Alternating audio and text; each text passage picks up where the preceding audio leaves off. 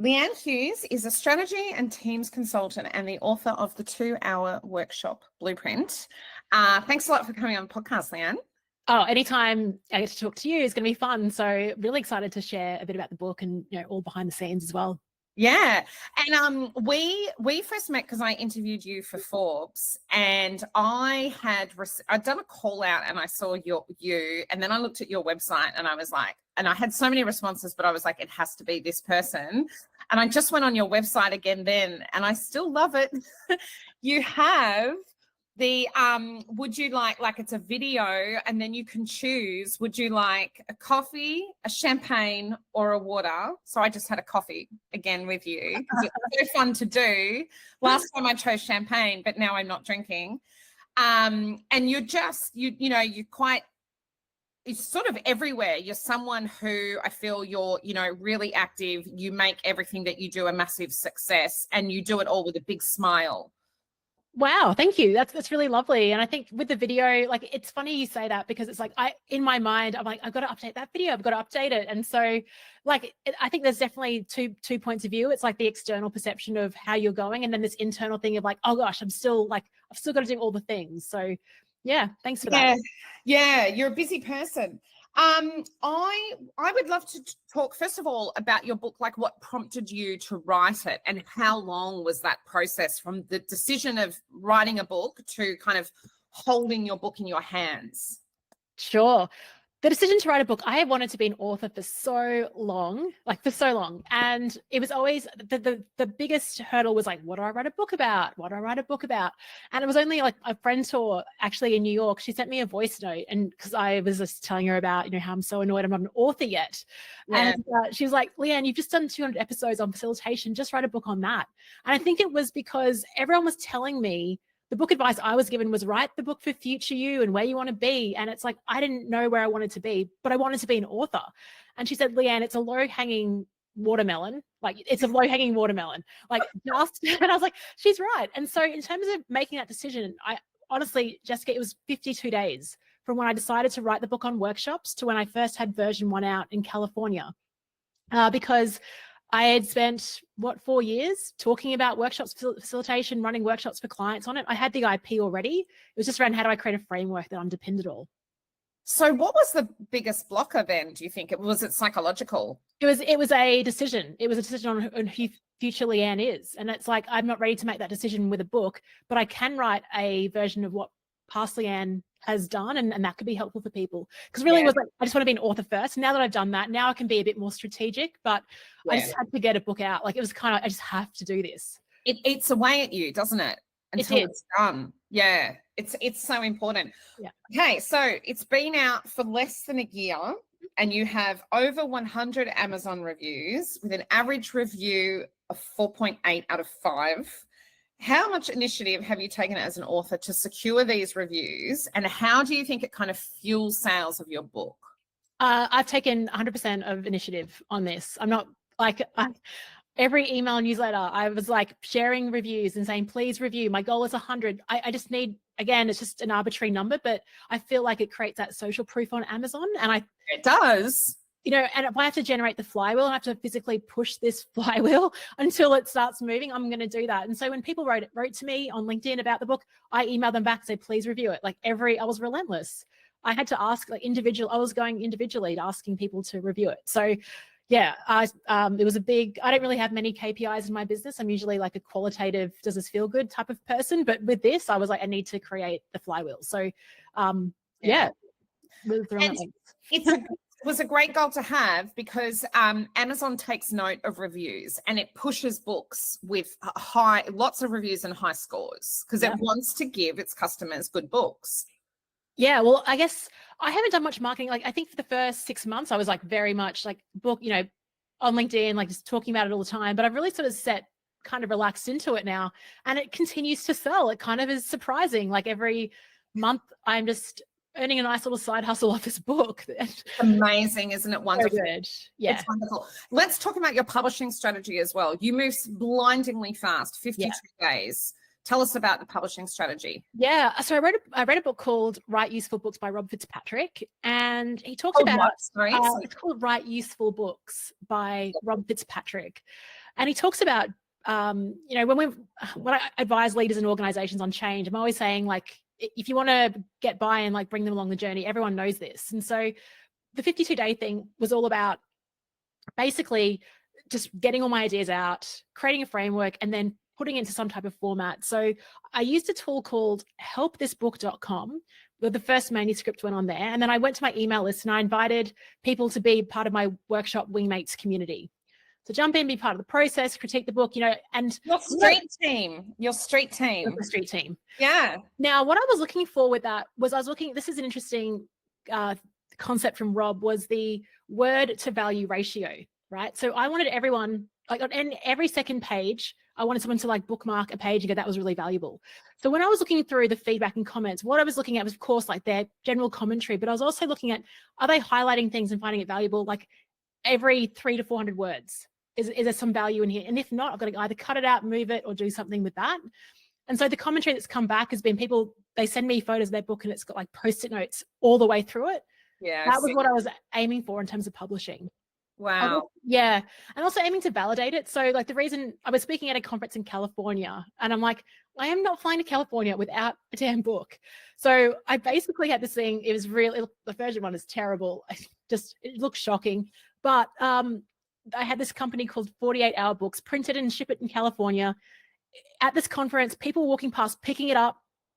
And so I validated the book cover and idea just by watching people grab the book. So, yeah. That's a nerve-wracking moment to be watching that. Yeah. Exciting, but... Well, it was giving me some data. And did you change the cover based on the reactions? Or out of 4 books, it was the first one to fly off. Like, it was, Gary Vaynerchuk's book was there too, and, like, some keynote speakers, and they just picked up my book first. So I was like, okay, I don't need to do anything really dramatically different with this. Wow, amazing. Yeah. Big Charlie Press. Is that you? Yeah, it's my uncle. It's my late uncle. So my mum's brother. His name is Big Charlie, and Mum always says I remind her of Big Charlie. So I wanted to kind of just as a legacy thing. That's beautiful. I get that. And how did you find the publishing side of it? Was that a steep learning curve? Did you get some? It was, but I signed up for online courses. I just like learning things myself. So I just think, like, great, YouTube and things like that. So yes, it's more time. I've also got fellow author friends. I was thinking about publishing, but honestly, it was too slow for me. I just wanted to, like, for this first book, it was just like, get it out and just do that. So it was mainly self-taught, but also listening to podcasts and if you'd gone traditional, your book would still not be out now. Exactly. And that would just, wow. Really? That's the truth, is it? Yeah. Someone told me the other day that it can be 12 months before they pick it up and start. They might commission it, but before they start to move on it. No, you're just not that kind of person. I'm way too impatient. Now, let's talk sales. This is amazing. Okay, less than 1 year, your book has sold more than 3,500 copies on Amazon alone, and that's generated $38,000 in revenues. Congratulations, well done. Can you give us a breakdown of your author marketing strategy? Yeah, thank you. I didn't know 3.5 was that good. Like, I thought 10K was the benchmark. I don't know, for some reason.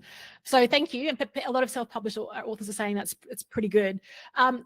Okay. So I talk a lot about the persuasion piece. So I mean, for 5 years I've built up a community based around this topic. So that was really easy for the launch part. I didn't have a launch party. I was way too exhausted by the time the book came out. Oh, really?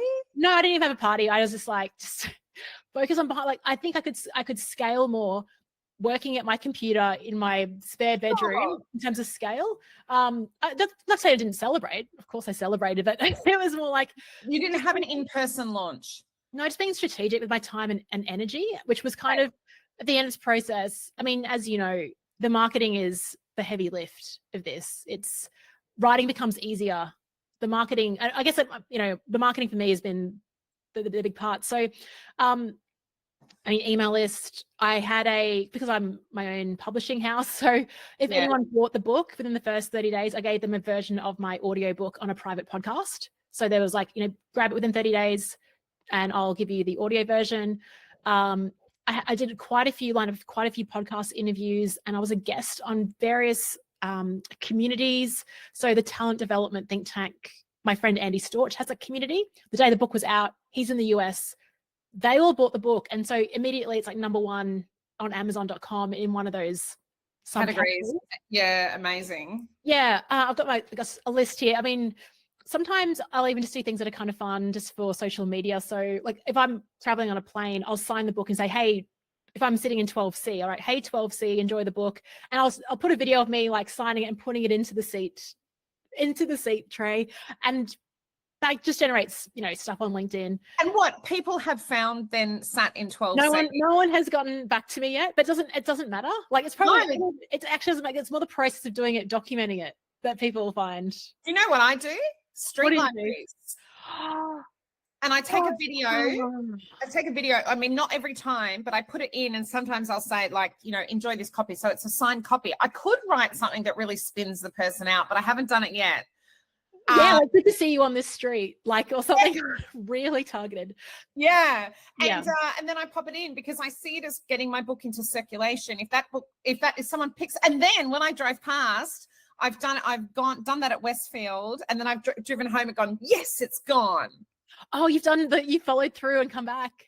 Yeah, because on my way home, I've gone, because I put it cover out and it's gone. And That's so cool. That is so cool. Doing it on a plane is a great idea. That's the serendipity of your book. Exactly. It's kind of just that, you want to create this energy. Once it's out in the world, it'll find its people. But I mean, yeah, like a lot of work on just like driving that Amazon, like getting people to buy in a contained period of time. I do like the good thing about having a back series of podcast episodes is that on my podcast hosting platform, I can create a dynamic ad. So I can say like, hey, book's out, go to this website. And it's like a 20-second intro. And I can play that on every episode of the podcast, as a little ad insertion, which I think that's really great when you're trying to drive specific things. I've done a hell of a lot, I think, to be honest. Like this is not even exhaustive. It's just my role as like book marketer. Direct sales, because you must be moving copies, because this is so beautifully synced to your work. That's right. Yeah, actually, because I was like, I actually love hosting 2-hour workshops with companies, because it's like you're going from 10 to 12 and you got still half a day left. It's, whereas running like an all-week conference is kind of tough. So I've written basically a book on my favorite thing to do with clients. I was in New York last year. I ran 3 2-hour workshops, right? Just from the book. Wow. And so, companies bring me in, and then I'll either upsell or offer the podcast as an option within my proposals as well. But just from the authority standpoint, having a book is. What do you mean by upselling your podcast? Monetized.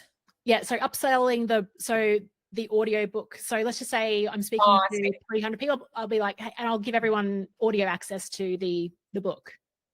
Just of those 3,500 copies, what's kind of the breakdown paperback and ebook?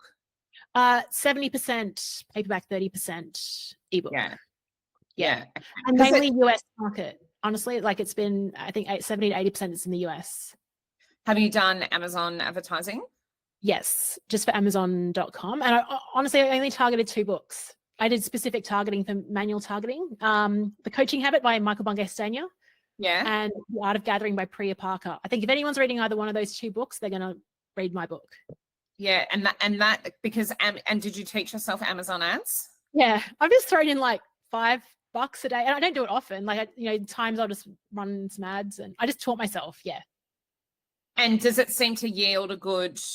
I think so. Yeah. Well, what I was so fascinated by before I even did the book, like I thought I had established myself as thought leader in this market because I've got the podcast, I've got YouTube, I've got email, I've got all the stuff. No, I have just been exposed to this brand new market of people that read books that are now in that, marketing accelerant. Now they're discovering that like everything's sort of feeding itself. Yeah. But I honestly thought I had exhausted every person in the world on facilitation. No, the book has been. So I think what Amazon does is it through the ads and referability, it brings all these new people into my world that never would have found me otherwise. You are a marketing genius. I honestly enjoy marketing sometimes more than I actually enjoy doing work. So marketing is a joyful, fun for me. It's a lot of fun, and you can you can see the results. It's a tangible thing. Yeah. But the way that you cross-pollinate your book and your services, it's so perfectly blended. In terms, so we've talked book royalties. What about new clients? Yeah. Well, I mean, I've even just put a proposal out today, and like they're mentioning the book on the call. So whenever you meet, if you work B2B, like it's hard to uniqueness and brand are really important, particularly when it comes to sort of your value. But often, clients will seek out 2 or 3 providers, consultants to do things. But what I've noticed a shift in this year, so this has been my biggest year ever, and I think it is a direct result of the book. People are coming to me and saying, hey, we read your book. Now, can you run a webinar? Can you do this? I don't need to then market or try to convince them that I'm the right person. Like they've already done that before we've met. I've just got to they are a very hot lead, is what I say. By the time they get to you, they've already spent 5 hours in your company. Yeah. You've spent no time with them. No, it's incredible. Yeah, man, Jessica, it's so good that you're helping people do this, because it can change lives.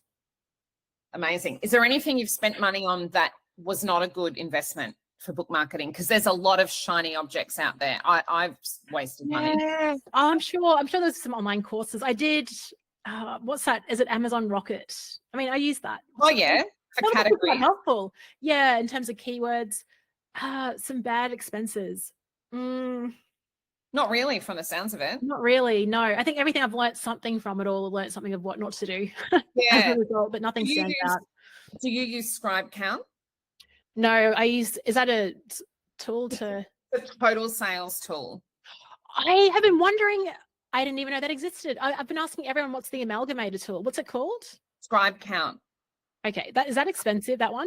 No, not particularly. Not particularly. Yeah, cool.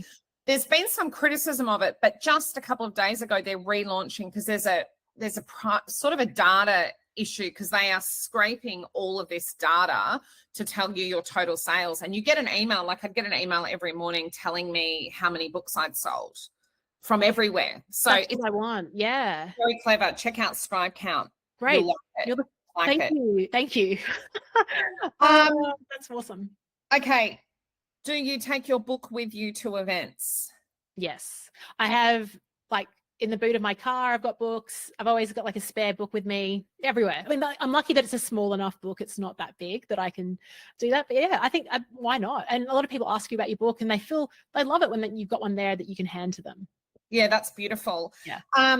How many do you print at a time? Do you print through Ingram Spark or Amazon? Through Amazon. So I want to have maybe 100 or 200 just on stock, just in case a client wants to do, a big event. Otherwise, it's mainly I will, if they're overseas, I'll just do Amazon author copies directly to that person. So I want on hand 100 or 200 copies. When I did the first printout when it was released, I had 200, and that was more complimentary copies, sending copies to people like you. Yeah. What's your view on sending your book for free to people? Do you want to keep the royalty, or do you want to send your book? It's not about the royalty. Yeah, I mean, this is about business. I'd rather they have the book, and this isn't about making money off the book. It's about generating business and not exposure, but building brand. So those are my goals. The financial returns are in the business opportunities that it generates. The royalties are there. I mean, 38,000 is nothing to sneeze at in a year. That's amazing. But you've also, it has to be said, you have invested, I'm sure, considerable amounts. If we're talking raw profit, you'd have to take out everything that you've invested in it. That's right. But you're still winning. Still winning. Yeah. And because I think as well, speed to market was so quick as well. That's time investment for me instead of dedicating to this project. That's an investment as well. So the fact that I got it done quickly, my friend's an illustrator. She also helped, all this stuff kind of contributed to it. So it was quite long. Yeah. Yeah. Great. What do you think about the potential of future books to keep leveraging on this? Oh yeah, no brainer. I every day, I mean, I've got books of just cool phrases I want to riff on, and it's just, again, that question of positioning. It's a bigger question on positioning versus do I want, I'm definitely writing another book. It's just what is the topic? Yeah. And I've seen you, which is again something only a book can do once you become an author. You're starting to launch other people's books, aren't you? And you're receiving a lot of books from people. Yeah, all the time. And it's like, oh gosh, like, yeah, I do. And it's like, oh, I've got to, post about them and support them as well. So, and just helping friends as well get through, like, what you do with people, just helping them sort of bust through and make it possible, I think. Yeah. Yeah. And that community then grows and you can lean on each other. And that community is just a great community. Yeah, well, my friend's she's president of the IABC, so International Association of Business Communicators. So we're going to do a book fair in November. So the three of us that have published books, all related to sort of topics around change and communication. We're having like just a book fair. So we'll do a bit of pitch about our book. People can then come around. Kind of fun, right? 3 books or more books? I think there's 3 of us in terms of our friendship group that are now first-time authors. So yeah, but I mean, I'm sure she'll be open to other ideas and other books. But are you taking part in a book fair, like the Australian Book Fair, do you mean? We're hosting our own book. So it's part of a Change Comms event. So they have events every month. This month will be like a book fair month. And so, yeah. Amazing. Really amazing. Okay. You've had some really great endorsements for your book as well, such as Michael Bungay Stanier, who I interviewed for the BBC, and I found him delightful. What's your advice to authors about the importance of endorsements and how to approach people in the right way? Well, I know MBS through the podcast. We met in 2019 and we're running an event in Brisbane this year together, which is great. So we've remained in contact all these years. So he was quite, I guess, easy for me to approach. But I still felt that that was the hardest part. Like I kind of delayed that so much, the outreach to people. It is really important. I mean, for someone, you're borrowing their brand, like you're leveraging their brand. And so it's important to, I guess, to target people that they don't have to be celebrities, but mainly people that are well known by the sort of parallel audiences to your book. I've been lucky, just through going to events and being visible and having my podcast, that I've had some great people on my show who do have that brand. And so I felt pretty comfortable reaching out to them. A couple of tips, I think some of them came back and said, because I sent them the book, and they said, look, can you just write, just give me something to work with that I can then put into my own language and approve. So you're making it easier for them to commit. But I think it's just going in with no expectation. And one of the guys that endorsed my book, Jia Zhang, he did the TED Talk on rejection, right? So like the rejection challenge. So you just don't hold it lightly. It's not a personal reflection on you, but it is really important.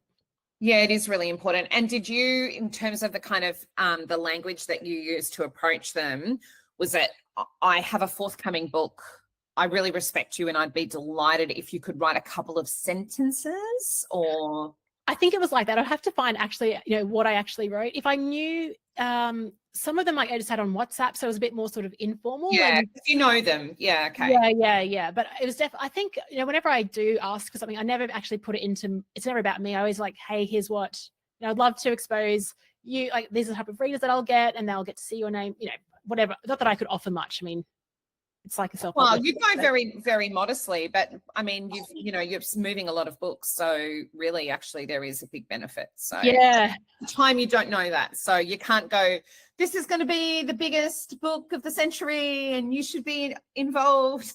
Yeah, no, and it's always like kind of you got to personalize it as well. Like for Jordan Harbinger, like he talks about communication all the time, and so when I approached him, I was like, you talk about communication all the time. I'd love an endorsement from you because this book is all about how to communicate, right? So you kind of personalize in the ask. It's not a generic, spray and pray. Love that. You got some great phrases today, Jess. This is awesome. Always a journalist, right? Yeah. Yeah. Right. Now, as a business owner and entrepreneur, is it better to self-publish, do you think, rather than going with a traditional publisher? What do you think are some of the biggest advantages, and are there any downsides? I love self-publishing. I was really torn because I was like all about the ego and like getting a publishing deal, but I'm like, no, right now speed is the most important thing, I think, and momentum. And like, sometimes with timing, if you 12 months, if you miss something that's happening in the market, you might lose that opportunity. Yeah. So, and control over the marketing effort, right? So I'm giving clients free audio books. Yeah. A publisher would never allow me to do that. No. I don't want the reason why I left my job is I'm sick of like having an overlord over me. So I want to make decisions. I want to market in my way, which is not conventional. And Yeah. So I would go self-publish. Yeah, again, for sure. And plus all the profit I get to keep, like it's not going anywhere. Well, that's the thing, because if you have to, if you traditionally publish, you have to buy your book off your publishers in order to give it out for free. So there is a loss there. I mean, I know you have to pay your printing costs, but you know, the discount isn't even very good usually in terms of how many. And then there's the thing of the speed of, well, I give them to me, give me my book. Yeah. Yeah. What about any downsides? Honestly, because I was so self-motivated and had a lot of discipline about when I wanted this out. Like a lot of people, I think, want publishers because they want that accountability to someone else. But I think if you can just either create your own accountability, create your own maybe author communities, or you know, work with someone like you that is, you know, maybe asking you for the deadline. I think that's probably the part. In terms of downside, I don't see a downside, honestly. Yeah. There's been no this experience. Maybe the next one there might be, but I haven't. Like if I just decided to do something today to market it, I can do it. I'm not seeking permission. So it's been a experience. Yeah. What about bookstores? Oh, I haven't done anything with bookstores. I heard that you can pay someone to distribute at airports. Yeah, but it's not a great, because the pieces of the pie get smaller and smaller for the author, but naturally, you know. Yeah. Again, that's an ego thing. It's not about, and many of my readers, most of them are online. I mean, I'm just using the advantages of the internet to like just people buying. Amazon is the biggest platform in the world. Like if you, I just haven't felt. Yes, like you know, I'll get a little twinge when other authors like, oh, I'm in this airport, but it's like it's not a big deal. I'm not. Yeah. I feel similarly. Yeah. What about Ingram Spark? Your books about. Yeah. So there is the print on demand. So as what I say is anyone can walk into a bookstore anywhere in the world, in California or Tennessee, and order a copy of your book, and it shall be printed very quickly and arrive. Amazing. But then also they might just order online, because a lot of people like to do that. But should they wish to support their local bookstore, they can purchase your book and achieve that. Yes. Yeah. Yeah. Is there anything you would do differently a second time around, looking back at the whole experience that you've had? I don't think so. Honestly, like I just wish I'd kind of done it sooner, but I think, you know, maybe I needed that time to just get the frustration out, and that what made me do it so quickly. Yeah. What I'm worried about though, in my next book, I have just exhausted my community and all my amazing referrers. Like I don't have anyone new that I can approach. Like, I don't know. I feel like I've really exhausted them for this one. So it's like either I need to get more people into my ecosystem, meet new great people to endorse it. Otherwise, I've maxed it all out for this book. So that's my only concern is like, will people actually even support the second one? Because I really sought their support for this one. Oh, but I don't think that you can, with a new book, like it's a fresh topic and everything. Yeah. So they know the drill, and they do it again. You're not releasing a new book every 6 months. No. Every couple of years. That's right. You know what? You should have a launch party next time. I will have a launch party next time. Yeah, that would have been nice. A big, fabulous party. Yeah, I will 100% do that. I think the social media to come out of that multiplies and is a really feel good. And for you, for all the hard work you've put in. Yeah, I think so. And I hosted one for a friend recently, and it was amazing. I was like, oh, I really should have done this, and like, good on her for doing it. Glory. Yeah, I will. So maybe I figure out the launch party first, and then I work back from there in terms of actually getting a book out. I've had a client do that. She planned her launches. Really? Yeah, that was the first thing she did. Everybody's different. I find it fascinating, and that's been her goal. That's awesome. Yeah, it is. But the pressure notch is turned up to 11 as well. I like that. I mean, I only work under pressure, unfortunately. I mean, I don't know if you're a journo. Like, I think. No, I'm the same. I definitely need deadlines. But something that I loved doing my second book, I said to the bookstore, can I bring my first book? And they were like, of course. And I sold some copies of my first book at my launch for my second book. And I like that because having a backlist is so important as an author. Well, it was funny. So my first book on Amazon, I wrote after reading The 4-Hour Workweek by Tim Ferriss back in 2008. It was like this 50-page netball coaching manual I wrote for goal shooters, and some people have bought it. Like, you know, it pretty much died in the last few years. I haven't spoken about it, but yeah, some people have bought that netball coaching manual, which is so funny because it's completely like, it's not even about workshops, but a book is a legacy It's a legacy piece. It lives on after us, which is just wonderful. Yeah. I think. Yeah. So are you planning a second book? The answer is definitively yes, but the topic is TBC. Yeah. Yeah. And it's hard. Like everyone loves this book because it's so practical, but I want to write a book around, I'm thinking around sort of influence or marketing. And I want it to be a marketing guru. I mean, you could write a book on book marketing and I would gobble it up.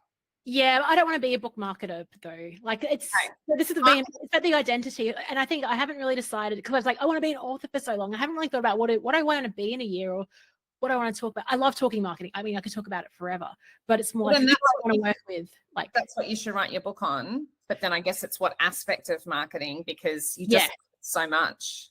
Well, that's it. And I think even with this book, like I could have written the workshop playbook like easily, but it's like the reason this book is done, I think so well, it's so precise, like the 2-hour workshop. Like, so what's the marketing equivalent of that? I haven't landed on that yet. That's often what I say to authors is the 4-hour work week. I mean, you think that's ridiculous. You pick it up because it seems impossible. And that's alluring. And that is what you have done. Yes. And finding that it's a sort of magical of practicality and specificness. Exactly. And I think we talk about book marketing and everything I've done, but I think the like I said, the actual title and the cover has just done most of the heavy lifting, really. I'm taking a lot, but that decision, and I did test it out on pickfu.com. I tested out different subtitles, so I paid money on Pickfu. Pickfu, can you spell that? I think it's pickfu.com. Okay. And you tested you did some market research on titles. Yeah. And the clear winner was this one, Design Fast, Deliver Strong Without Stress. So I'm matching different subtitles with different headings. I picked my audience. I wanted people that had graduated university, were in the workforce demographic wise. And within 24 hours, I had the title. Yeah. Because it does what it says on the tin, really, really well. You're sort of, you're picking up what you're going to be doing. Yes. So very clever. Yeah. Thank you. Wonderful. Okay. Where can people find you and your book, Leanne? Yeah, well, I'm always posting on LinkedIn, so connect with me on there. Website is leannehughes.com, where you can find that video that Jessica was talking about earlier. And my book website is, it's like 2hourwork.shop. And that's where you can find out more about the book. And if people would like you to come and speak at their organisation or to host, you travel around, don't you, globally? Globally, yeah. I was in Perth last week. I'm heading to Vegas in October, running a group red carpet experience over there. Lots of trips. That's why I do what I do. I love traveling and being around amazing groups of people. Yeah, wow, fantastic. Well, thank you so much for giving us your time and sharing all these insights. It's incredible. Oh, thanks for a great interview. So good. Thanks, Leanne.